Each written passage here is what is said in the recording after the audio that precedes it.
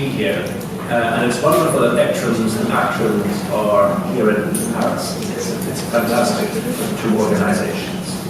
Donc le professeur Alan Thompson dit que c'est vraiment fantastique d'être ici dans cette réunion avec les patients qui précède le congrès international sur la sclérose en plaques. So, although I can understand French better than you might think, my spoken French is terrible, and Catherine has a much better accent than I have, so she's going to translate, which is a wonderful opportunity for me. Donc il comprend le français, mais il ne parle pas suffisamment bien dans le style en tout cas, et donc il pense que j'ai un meilleur accent que lui pour parler français, ce qui est vrai. En anglais, c'est pas le cas.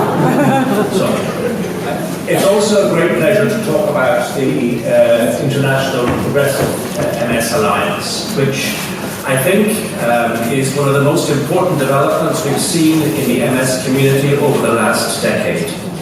Donc il va nous parler, comme je vous le disais tout à l'heure, de cette initiative qui s'appelle l'Alliance internationale contre la forme progressive de sclérose en plaques, donc on dit International Progressive Multiple Sclerosis Alliance, et Alan a vraiment joué un rôle de tout premier plan dans la mise en place de ce consortium international.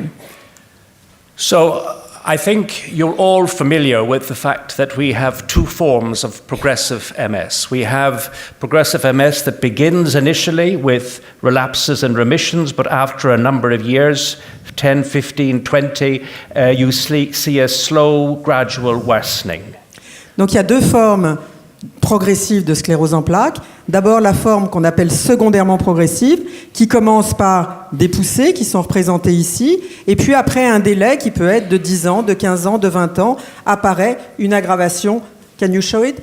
Apparaît une aggravation progressive du handicap. C'est ce qu'on appelle la phase secondairement progressive de sclérose en plaques, qui fait suite à la phase par poussée qu'on appelle la phase rémitante de sclérose en plaques. Donc première forme progressive, c'est la forme secondairement progressive. So secondary progressive MS, and then we also have primary progressive MS, which is progressive from the very beginning. There's rather gradual, slow deterioration over time, sometimes with attacks, but usually without.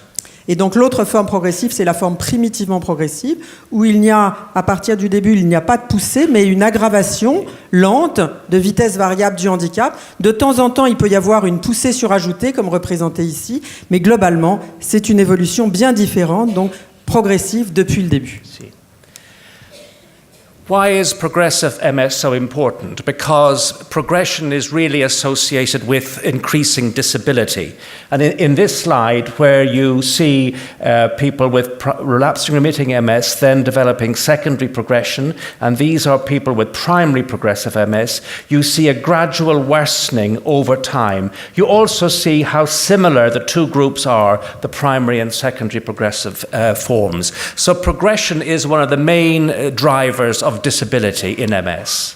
Donc ce que dit Alan, c'est que la progression et le début de la phase progressive de la maladie jouent un rôle très important comme facteur prédictif du handicap. Et donc il compare ces deux patients. Voilà, ce patient qui a d'abord des poussées, donc une phase rémitante de la maladie, et puis dans un deuxième temps une phase secondairement progressive. Et l'autre patient où il n'y a pas de poussée, mais il y a d'emblée une phase progressive de la maladie. Eh bien ce qu'on voit, c'est qu'à partir du moment où le patient est entré dans la phase progressive, qu'il y ait eu avant ou pas des poussées, il va y avoir une évolution parallèle en fait. Donc ce qui compte, c'est la progression dans l'apparition de ce handicap. I think the other point I want to make is that as you enter the progressive phase and become more disabled, two things happen. You lose your quality of life. This is a major study done in Europe by Gisela Cobelt and certainly had a big representation from France. You lose your quality of life and the costs to everybody, the family and to the state, increases. D'accord. C'est une étude socio-économique qui a été faite, une grosse étude internationale qui a été faite il n'y a pas longtemps. Do you remember the date of publication of this study? It's recent. This was January of this year. Yeah, January. this year, c'est ça, 2017, donc très récente. Donc une étude européenne qui a été faite notamment par la plateforme européenne de sclérose en plaques, et la France a joué un rôle important dans l'acquisition des données, etc. Et donc ces deux courbes qui sont importantes et qui montrent, là ce qu'on voit augmenter, c'est le handicap avec ce score de handicap qu'on appelle le EDSS, et donc la qualité de vie diminue avec l'aggravation du handicap. Donc ça, c'est la courbe rouge. Et puis la deuxième courbe, c'est l'aspect économique, donc c'est le coût et les dépenses liées au handicap. Et on voit que c'est la courbe bleue. Plus le handicap augmente et plus le coût de la maladie par patient augmente. You'll also be aware of the huge advances we've made in treating MS, and that we now have, and here we have to pick a number which keeps increasing, whether it's 14 or 15 treatments for relapsing remitting MS. But despite that, we have, at the moment in Europe, no licensed treatment for progressive MS. So there's a huge contrast between the treatment of relapsing remitting MS and what we can do for progressive MS. Donc ça, voilà, c'est pour voir l'évolution des traitements de la sclérose en plaques. Avant 1994, il n'y avait rien du tout. Et puis on a vu apparaître des traitements. Maintenant, on est entre 13 et 14 traitements pour la sclérose en plaques. Donc ça a été vraiment une success story, on va dire, avec beaucoup de traitements qui sont apparus. Ces traitements, pour le moment, ciblent uniquement la forme évoluant par poussée. Et comme disait Alan, il n'y a pas encore, en France en tout cas et en Europe, de molécules qui aient eu une approbation, donc qui soit mise à disposition dans les formes progressives de sclérose en plaques. Ça va venir bientôt et Alan nous en parlera tout à l'heure. So when we look at trials, clinical trials in multiple sclerosis, we see there are many, many trials. But in the second slide, if you divide the trials up into the different groups, relapsing remitting MS, primary progressive MS, and secondary progressive, you find again that the most trials are in the relapsing remitting group, not in the progressive group.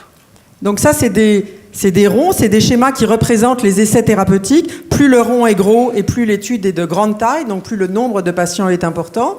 Et donc ce que vous voyez très bien, c'est qu'il y a beaucoup d'essais thérapeutiques dans la sclérose en plaques, soit en cours, soit qui ont été terminés. Ces essais, ils ciblent de façon très très majoritaire, vous voyez, la forme rémitante de sclérose en plaques et beaucoup moins les formes progressives de sclérose en plaques, qu'il s'agisse des formes primitives ou secondairement progressives de sclérose en plaques. So, treating progressive MS has to be the biggest challenge for us in the MS community. It's the biggest unanswered issue that we have to address. Donc vraiment le challenge du 21e siècle dans la sclérose en plaques, c'est vraiment de traiter cette phase progressive de la maladie. On a fait des progrès dans les formes rémittantes. Pour le moment, voilà, l'obstacle qui reste à franchir, c'est celui du traitement des formes progressives. And we need to ask, why is it so difficult? Why is it so problematic to treat progressive MS, given we've made so much progress in the relapsing remitting form? And in this slide, I've just listed some of the challenges that we really face when we're trying to treat progressive MS, which were published in MSJ now some 5 years ago. And I'll just run through those challenges. The biggest one is actually understanding what progression really is. What is the mechanism underlying it? Maybe I will. Yes. Voilà. Ça, c'est voilà, ce qui est listé, c'est les différents challenges qui vont permettre, en fait, une fois qu'on les aura franchis, d'aboutir à des essais thérapeutiques. Et probablement un des challenges principaux, là, celui du haut, la ligne du haut, c'est de comprendre les mécanismes qui clairement sont différents dans la phase progressive de la maladie comparée à la forme rémitante. Et comprendre des mécanismes, ça veut dire identifier des cibles thérapeutiques potentielles. Donc ça, c'est la première ligne. On passe à la deuxième.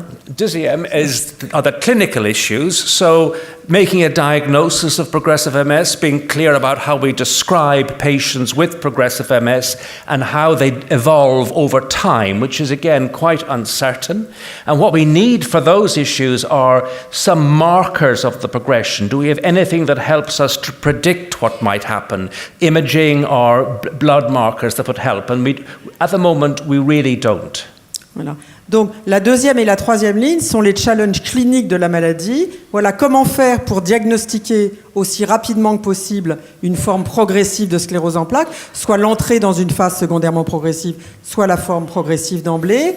Essayer de stratifier et de se rendre compte que peut-être au sein d'une phase progressive de la maladie, il y a des types d'évolutions qui sont différentes. Et puis surtout, ce qui est très très important, essayer d'établir des marqueurs qui permettent d'avoir une idée du pronostic de la maladie, du pronostic de la progression, qui seront très importants pour mettre au point des essais thérapeutiques et avoir des essais thérapeutiques qui, rapidement, nous permettront de savoir si telle ou telle molécule est efficace. And so if we want to do clinical trials in progressive MS, we have to think of them a little bit differently because progression carries on over many, many decades. And we have to think about new and cleverer ways of designing trials and identifying outcomes. So innovative trial design is another important challenge when we're looking to treat progressive MS. Voilà, donc dans cette phase progressive, finalement, les essais thérapeutiques qui ont été faits dans les formes rémittantes, où on se sert surtout de l'IRM, où on regarde le nombre de nouvelles lésions qui sont apparues, ça ne marche pas en fait dans la phase progressive de la sclérose en plaques. Et donc c'est pour ça qu'on a vraiment besoin d'innovation avec des nouveaux designs d'essais thérapeutiques, pour permettre d'avoir des essais thérapeutiques qui, comme je le disais tout à l'heure, de façon rapide, vont donner une réponse robuste. And finally, and as important as any of the others, people with progressive MS really require expert rehabilitation to try and improve their current level of functioning. And they also have many, many symptoms because at the progressive stage, you generally have a lot of interacting symptoms. So symptomatic management and rehabilitation they're particularly important in progressive MS. Donc un point très important, c'est qu'à côté de toute cette recherche dont l'objectif est de développer un traitement de fond pour la progression pour empêcher la progression de la sclérose en plaques, il y a aussi tout ce qui tourne autour des symptômes et l'amélioration des médicaments qui vont traiter les différents symptômes de la maladie. On n'est pas dans le traitement de fond, on est dans le traitement des symptômes au moment où ils sont là, et c'est quelque chose de très important si on veut prendre en charge au mieux les patients atteints de forme progressive de sclérose en plaques. So when you have something that is really very, very difficult, you then have to bring everybody together to try and solve this problem. And that essentially is what the Progressive MS Alliance, or the International Progressive MS Alliance, is all about. Bringing together all the major MS charities, and you see them all here. You can pick out one or two really important ones, but they're all there. And these are also funders, both charities and industry, so a partnership with industry. And this together is the Progressive MS Alliance. Donc avec cette idée que le challenge majeur, donc c'est le traitement de cette phase progressive de la maladie, il y a depuis quelques années, peu d'années, mais Alan nous parlera des débuts, il y a cet effort conjoint pour lutter contre la progression de la sclérose en plaques, qui a été un effort conjoint initié par les sociétés de patients atteints de sclérose en plaques. Ça a été les initiaux, et puis très rapidement l'ARSEP a suivi, et puis d'autres associations dont vous voyez tous les logos. Donc ces associations participent activement d'une part à la stratégie, d'autre part aussi aux finances de cette alliance internationale, mais en plus il y a des membres fondateurs qui apportent un soutien financier et puis un forum d'industriels qui apporte aussi de façon tout à fait indépendante un soutien financier. So this is a real partnership between people with MS, the charities, the clinical academics, the clinicians and industry to try and solve this problem and this issue. And this slide just gives you a sense of how the alliance has grown from 2013 up to 2017 and how we have gradually attracted more and more key members to it. Donc là, c'est pour montrer sur ce schéma donc le début de la MS Progressive Alliance en 2013, et puis là, vous voyez l'augmentation du nombre de membres et de partenaires. So the mission of the alliance is really simple, very challenging but really simple, to expedite the development of effective treatments for the progressive form of MS, essentially to come together to try and end progressive MS. Donc la mission, c'est de lutter contre la forme progressive de sclérose en plaques et donc to collaborate to end progressive MS, donc collaborer pour stopper en fait la progression de la maladie.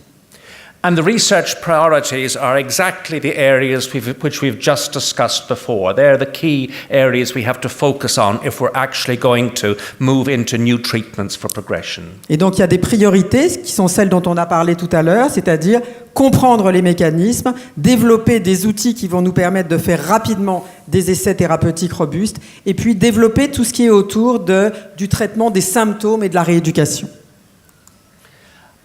I wanted to emphasize that this organization, this alliance is very much driven by people with MS, and I chair the scientific steering committee of the Progressive Alliance, and I have on that committee 3 people that are affected by MS: Caroline Sincock from the United Kingdom, Alexis Donnelly from Ireland, and Jonathan Strum from the United States. And they play a very, very active role in driving the agenda and setting the priorities for the Alliance. Et donc toute cette réflexion et cette stratégie de la MS, de l'Alliance internationale contre la forme progressive de sclérose en plaques se fait en très très étroite collaboration avec des patients atteints de sclérose en plaques. Et ces 3 personnes, que je connais bien aussi, voilà, sont vraiment très très activement impliquées dans la réflexion stratégique, dans le choix des projets, etc. etc. Donc ils viennent soit d'Angleterre, soit d'Irlande, et Jonathan Thompson qui vient de Californie. So this slide just tells you a little bit about what's happened over the last, well, it's now nearly 7 years. When we set up the Alliance, this is around 2012, 2013, we established what we called Challenge Awards, which were very small awards to stimulate research. We set up the Industry Forum, which I've mentioned, which is a real partnership with industry. It's really important to work with industry because they have complementary skills to the clinical academics. I'll hold on there for a second.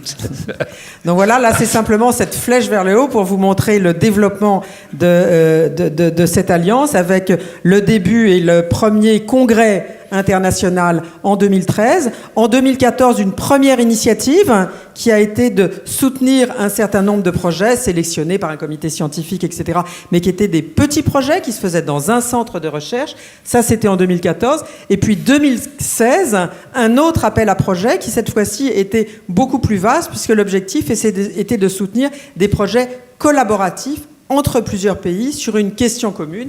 Et donc 3 projets dont Alan vous parlera tout à l'heure ont été sélectionnés au terme d'heures et d'heures de discussion voilà, pour essayer de trouver parmi les 3 projets voilà, quels étaient ceux qui nous paraissaient les plus utiles pour développer rapidement un traitement contre la maladie. Et comme je vous le disais tout à l'heure, dans cette sélection des projets de recherche, les patients, donc Caroline Sincock, Jonathan Strum et Alexis Donnelly ont joué un rôle très très important. So Catherine's moving ahead, which is great. I want to talk a little bit more about these collaborative networks because they're one of the most exciting things that have happened. And of course, here you'll notice that we now have a drug, ocrelizumab or Ocrevus, I'm never quite sure how to pronounce it, which has been approved by the FDA in the States for primary progressive MS. But we can talk about that in a moment or two. Voilà. Et donc 2017, vous avez dû entendre parler de cette molécule qui s'appelle Ocrevus, qui est un anticorps monoclonal qu'on appelle ocrelizumab. Donc son nom commercial, ça sera Ocrevus, avec une étude dont Alan vous parlera qui a montré une efficacité chez les patients atteints de forme progressive de sclérose en plaques. Ocrevus est maintenant autorisé aux États-Unis depuis peu et devrait l'être en Europe dans les mois qui viennent.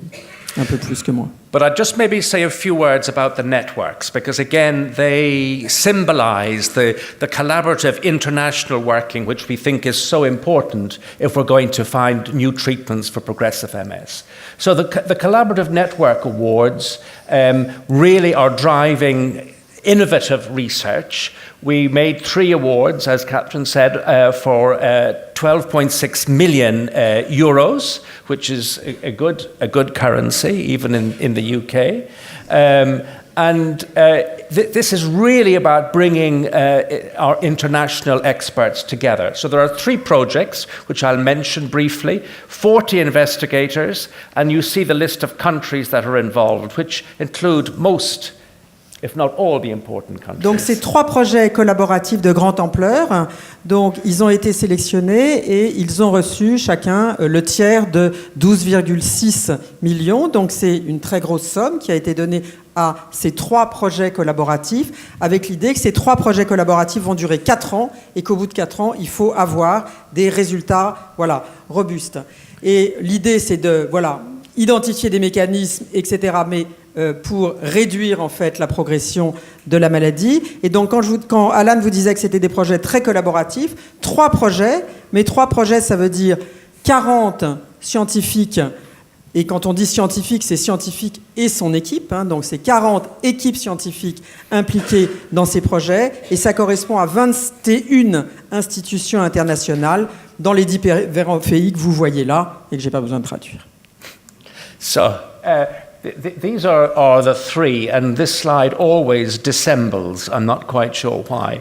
But two of them are really about identifying new treatment targets for progressive MS. Gianvito Martino in Milan is leading a group which is really looking at neuroprotection and repair. Fran Quintana, who is based in Harvard, is looking at the innate immune system, again attempting to identify new targets.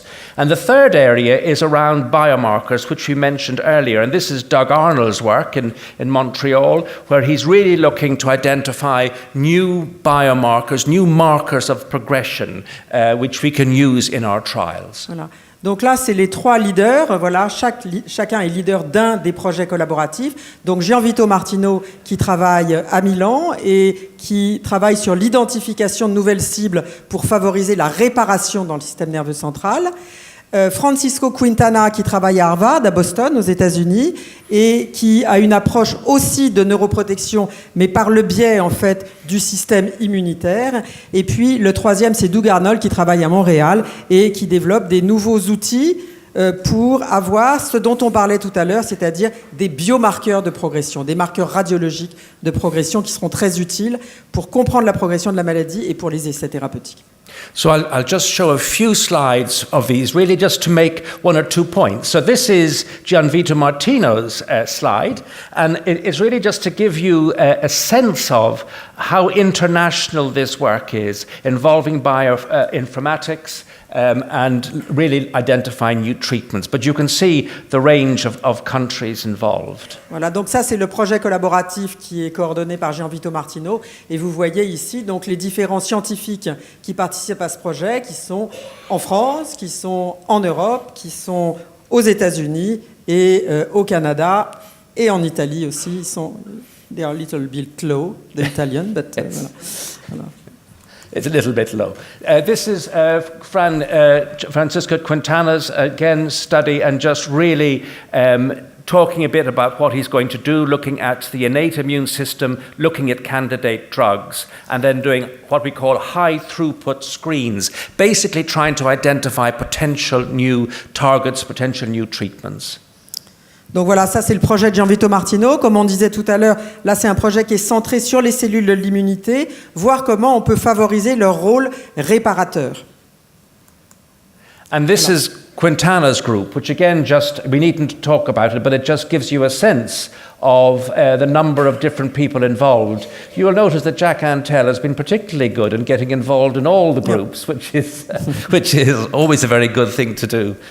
Voilà, donc ça c'est le projet avec les différents collaborateurs, avec des scientifiques qui viennent d'Israël, des scientifiques des USA, donc de Boston avec Francisco Quintana, et puis Alex Pratt et Jack Antel du Canada. And for Doug Arnold, this is the study that's looking at biomarkers. He is looking at really for phase 2 trials, so those middle-sized trials which give you an indication of whether you should be going on to the really big trials or whether you should actually be stopping, and looking at both primary outcome measures and predictors of progression. Et donc ça, c'est le projet de Doug Arnold, dont le projet est d'identifier des marqueurs qui vont pouvoir, dans une étude courte, de courte durée, dire voilà, on continue ou on arrête. Et donc c'est très important d'avoir ces marqueurs d'efficacité.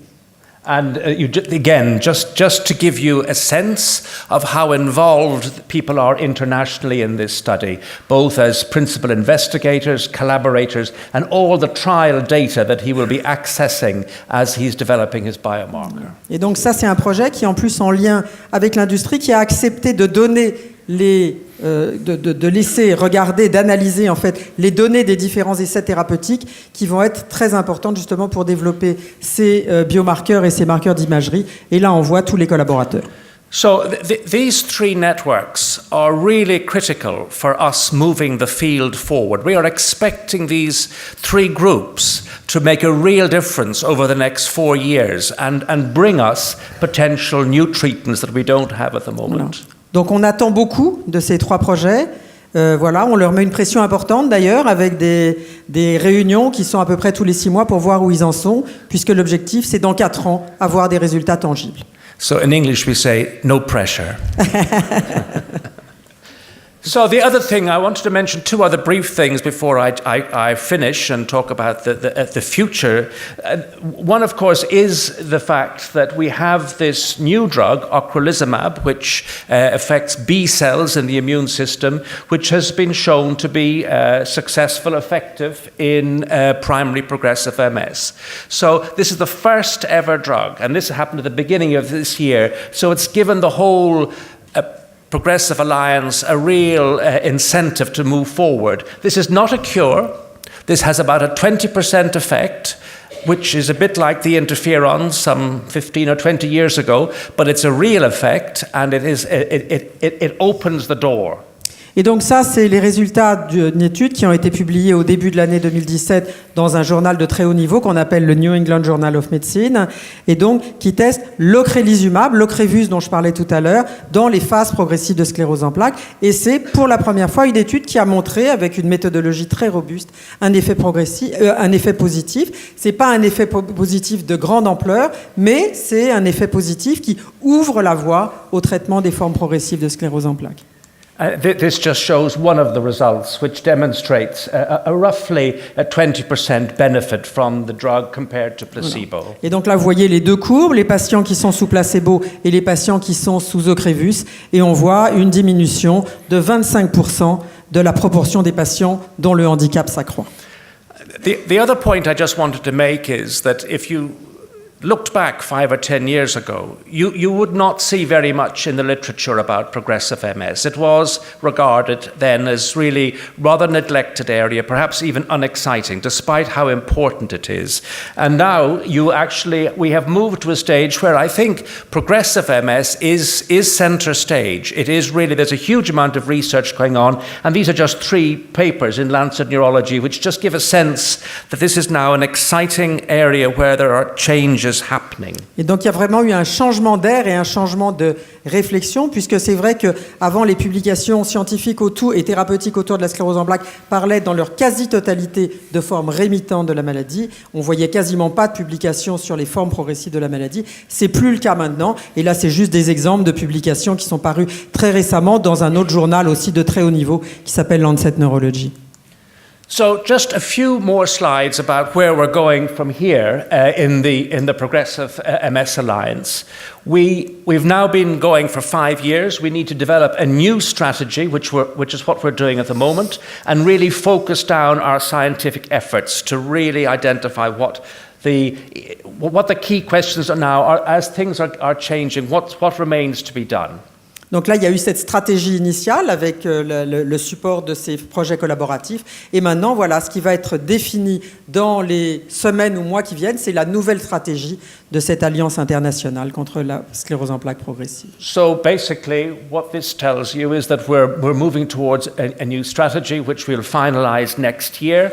And also, we're having our 4th scientific congress in Toronto in May of next year. And that will focus very much on rehabilitation and symptomatic management. Donc une nouvelle stratégie est en train d'être élaborée pour continuer justement sur cette voie, et ça sera annoncé lors du congrès à Toronto. And this just gives you the timeline over these coming months. It's all quite intense and compressed. Intense. Very I agree. We have meetings all the time. All the time. We have meetings all the time. Telephone calls voilà. all the time. Donc on a des réunions tout le temps. Quand c'est pas des réunions sur place, là par exemple, là ça va être à Londres. Hein, c'est ça. This one is in London. Yeah. But quand c'est pas à Londres, eh ben on a des conférences téléphoniques tous les mois. It's all about maintaining momentum, which is the most important thing to do. Voilà. Donc l'idée c'est de garder le rythme, le dynamisme et pour faire avancer les choses. So what progress has the alliance made? It's certainly brought together some funding, which is essential, and that's been very important internationally.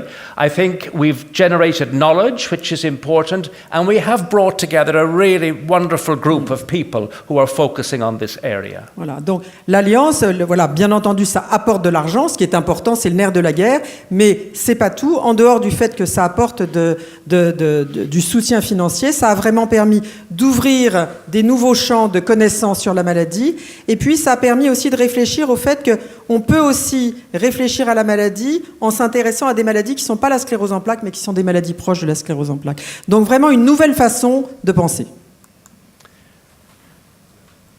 Some of the successes, I think we've covered much of this, but commitment, scientific leadership, the industry link, which is really important, and continuing to expand our membership. Voilà.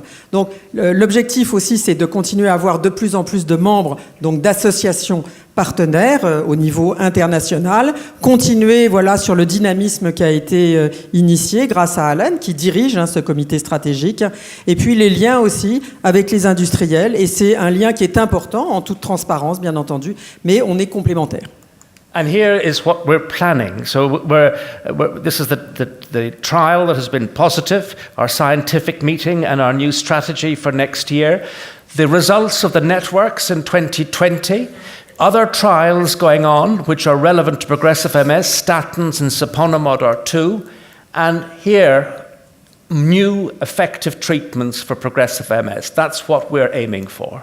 Et donc là, on vient juste de voir ce qui s'était passé au cours des 3-4 dernières années. Maintenant, c'est ce qui est planifié dans les années qui viennent. Donc on a vu en 2017, il y a l'approbation de cette molécule qui s'appelle Ocrevus. On aura en 2020 les résultats qui seront apportés par ces 3 projets qui ont été soutenus, ces 3 projets multicentriques, et l'objectif en 2025 est d'espérer avoir de nouveaux traitements, en plus de l'Ocrevus et d'autres comme ceux-là qui sont actuellement testés pour lutter contre la phase progressive de la maladie. So things are happening in progressive MS, and they're happening at quite a speed, and we need to maintain that momentum, and I think it's really all going quite well. We just have to keep concentrating and keep being energized. And these are some of the happy faces that are involved in the Progressive MS Alliance. So thank you all for your support and for your attention. Thank you.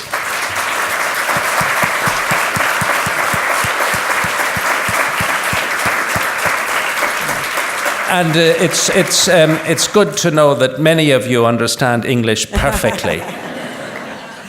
Voilà, donc merci beaucoup Alan, je crois que les derniers mots, tout le monde les a compris, donc voilà, keep going, c'est-à-dire il faut continuer à avancer, il faut continuer le dynamisme. Et Alan, je comprends pas, je suis pas sur la photo.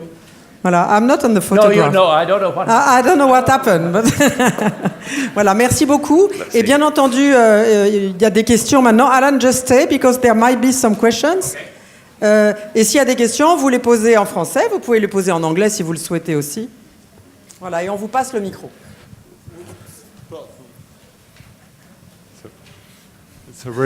Sorry for my English. I've got fucking primary progressive multiple sclerosis. So I hear you. But the question is why there is no authorization. There is no authorization for medics. Are they dangerous? For? Like Tisabri, a second effect. There is no authorization for medics for Well, I think the main reason is that there haven't been effective treatments. I mean, I don't think anyone is blocking anything. I think we haven't seen effective treatments for primary progressive MS because it's different and it's very challenging. So the ocrelizumab study, this first one, is the first breakthrough for the treatments of primary progressive MS. Donc la question, je vais traduire, la question c'était pourquoi les molécules comme le Tisabri, comme le Tecfidera, etc. ne sont pas données chez des patients atteints de phase progressive de sclérose en plaques. Et ce que dit Alan, c'est qu'il n'y a pas du tout de blocage, c'est simplement que ces molécules n'ont pas montré d'efficacité dans les phases progressives de la maladie.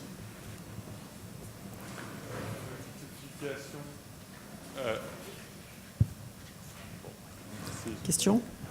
Juste une rectification, c'était pas la question. Ah bon? Oui. Je la posais en français. J'ai une sclérose en plaques primaire progressive, donc, pour ceux qui l'auront compris. C'était de savoir pourquoi les médicaments qui sont testés actuellement n'ont pas d'autorisation. Sont-ils dangereux comme peuvent l'être le tisabri? Parce que le second effet non désirable et non désiré, ça peut être la mort, on peut le dire. Vous voulez dire pourquoi il y a actuellement uniquement l'ocrelizumab qui a avancé, c'est ça que vous voulez dire? Pourquoi pas les autres? Et la FDA la FDA ne représente pas l'Europe. Oui. Non, mais les autres, pour le moment, il y a deux éléments. Il y a d'une part la sécurité, mais il y a aussi l'efficacité. Et pour le moment, en dehors de ce résultat d'essais thérapeutiques qui montrait des résultats solides, les autres molécules qui ont été testées dans les formes progressives de sclérose en plaques n'ont pas montré d'efficacité. Voilà. Une autre question? Oui, vous avez dit... Oui. Je ne sais pas si on m'entend. Vous avez dit tout à l'heure donc, que l'étude faite au sujet de Crévus, donc début 2017, a montré que des résultats n'étaient pas d'une grande ampleur. Sans vouloir nous saper le moral, est-ce que vous pouvez nous donner un chiffre en pourcentage de... So, je traduis. So I just translate. So the result of the Ocrevus trial. So we have been saying that they are not big, but they are there. Yeah. And you wanted to have an idea of the amplitude of the effect. And maybe you can say it again. Yes, so I mean, it's a really good question. So it's about 20 to 25% effect. So it's very, very similar to the effects of the interferons and glutarimer acetate for relapsing remitting MS. Now, in relapsing remitting MS, we have treatments that have a 50 to 60% effect. And that's what we really want to get to with progressive MS. Donc, vous avez compris probablement, mais je traduis pour l'ensemble de l'auditoire. Donc, l'effet, il est à peu près de 25%. C'est un effet qui n'est pas très important, qui ressemble un petit peu à l'effet qui avait été identifié au début avec l'apparition des interférons. Et maintenant, on sait qu'on a, pour les phases rémittantes de la maladie, des molécules qui sont plus efficaces. Donc, 25%. Et on espère, bien sûr, dans le futur, avoir des médicaments plus efficaces. J'aurais voulu savoir où on en était avec la biotine, si c'était un réel espoir. This question relates to biotin. What was it? The question is, what do you think of biotin? Yeah. So biotin is very interesting because it has some quite fundamental potential effects on MS. And the first study, which I'm talking about later on this afternoon in another talk, I could have shown the slides here, shows an interesting positive result in a small study. So now there's a very large study going on, I think with about 600 people, maybe even more, 800, which is looking at both primary progressive and secondary progressive MS. So we need to wait for the result of that study to be clear whether or not this is a real effect or not. Voilà, donc la biotine, c'est potentiellement intéressant. Il y a eu une petite étude de petite taille qui a montré peut-être un effet positif, mais ce n'est pas suffisant pour conclure. Il y a actuellement une large étude qu'on appelle de phase 3 qui va inclure 600 à 800 patients, et c'est cette étude qui permettra de savoir si, oui ou non, la biotine a une efficacité pour la sclérose en plaques. Sur la sclérose en plaques, pour le moment, c'est trop préliminaire. So the results of the biotin, they're recruiting at the moment. So I mean, and that is the problem. So it's going to be, we're probably looking at another 3 years. Yeah, and you know, this is always the difficulty, isn't it? You know, do you wait? But actually, I think to have a clear answer, we need the result of that study. Otherwise, we just will never know, and people will take it or they won't take it, but we'll never know if it's really making a difference. Donc cette étude, voilà, qui commence simplement à enrôler les patients, voilà, elle va durer, et donc on envisage d'avoir les résultats dans 3 ans, mais pas avant, mais on a absolument besoin des résultats de cette étude pour savoir si oui ou non il y a une efficacité. Je vais revenir, si vous me permettez, sur le l'ocrelizumab. Il y avait beaucoup d'espoir de nos membres du forum après que la FDA a autorisé l'ocrelizumab aux États-Unis, je crois au Canada ensuite avec leur propre système. On s'attendait, et beaucoup de neurologues disaient à leurs patients, à peu près à l'époque où la FDA a autorisé qu'il pourrait être traité par Ocrevus dans les semaines qui venaient. On a même quelqu'un qui avait été convoqué pour recevoir un traitement ocrelizumab et qui finalement s'est retrouvé avec du rituximab. Et on a découvert que l'étude de cohorte, c'est-à-dire l'autorisation temporaire en France pour un ensemble de patients, a été refusée par la décision du 1er juin dernier au motif, et c'est peut-être la question essentielle, des effets secondaires indésirables, principalement cancérigènes de ce traitement. Toute la question, c'est quel est l'état des effets secondaires avérés de ces traitements? Comment est-ce qu'on peut y parer? Est-ce qu'ils sont plus importants ou moins importants que d'autres traitements du même ordre? Et deuxièmement, est-ce qu'on est vraiment certain qu'en France, on aura une autorisation, parce que ça fait plusieurs mois que ça dure, qui permettra d'avoir enfin l'ocrelizumab ou un traitement qui sera une vraie réponse sans effet secondaire trop délétère aux SEP progressives. Merci. So, Alan, the question is on ocrelizumab with two parts in the question. Yeah. First of all, what are the side effects? Can we worry about the cancer risk? This is the first part. And the second part, I don't know if you will be able to answer, is the French situation. In France, we are still waiting for commercialization of ocrelizumab. Well, I'll tell you the English situation, maybe. But I think the side effect profile is good. I don't think there are major worries. Of course, you have to wait to see. Sometimes you have to wait for a little while till you get used to drug to see if there's anything untoward. But it seems okay. In the United Kingdom, we have an Juste organisation. pour sorry, Alan. Donc pour la question des effets secondaires, donc pour le moment, mais il faut rester très prudent. Voilà, il n'y a pas d'effets secondaires majeurs qui aient été rapportés. Il y a effectivement cette petite augmentation du risque de cancer qui actuellement est regardée de très très près. C'était une petite augmentation et est-ce qu'il y avait ou pas imputabilité? C'est regardé de très près, bien entendu. Comme tous les médicaments, il y a des risques d'effets secondaires. Ça, c'est la première chose. Et maintenant, Alan parle de la situation de l'ocrelizumab à Londres. Very quickly, it's going through NICE now in the UK to see if they feel that the effect is worth licensing. But there's no drugs for this form of MS, so it makes a very, very strong case, even though the effect is not huge. Donc voilà, donc en Angleterre, ils sont à peu près dans le même cas. Alors après, pour répondre à la question, en France, quand est-ce que le produit sera disponible? Moi, j'ai pas d'informations plus récentes, mais enfin, a priori, ça devrait être dans l'année 2018, avant la fin de l'année 2018, mais j'ai pas d'autres informations à vous donner pour le moment. On me fait signe, Pierre-Olivier me fait signe qu'il faut arrêter les questions, parce que sans ça, on continuerait, et qu'il faut passer à l'orateur suivant. Donc merci beaucoup, merci de votre attention et de vos questions.